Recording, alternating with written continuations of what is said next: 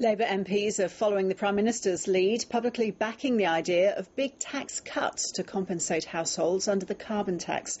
It's a recommendation from advisor Ross Garnaut, which, if adopted, would form the centrepiece of the government's campaign to sell the tax to voters. From Canberra, Bronwyn Herbert reports.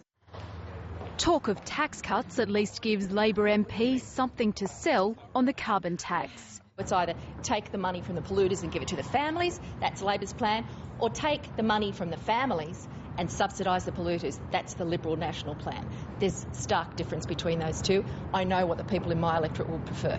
A shake-up of the tax system is one of the key recommendations from Ross Garnaut to the government. As we work through designing household assistance and carbon pricing, tax cuts are a serious option. The opposition isn't convinced.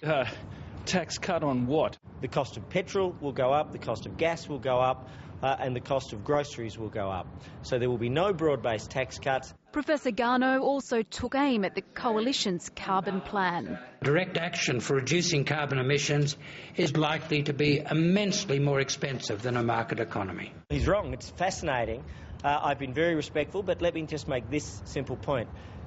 Professor Garnaut quietly buries away in his report a direct action fund. Professor Garnaut's report is about further informing government. He does not represent the views of government. It's a contribution to the debate. It's the responsibility of government to not only sift through his views, but everyone else who is seeking to contribute to this process and to get the balance right. With Garnaut's key climate recommendations now behind the government, attention turns to the next piece of advice. The Productivity Commission has handed government its report on where other countries are up to on climate change and carbon pricing. The report's seen as critical for crossbench support, but it won't be released for a fortnight. Bronwyn Herbert, ABC News, Canberra.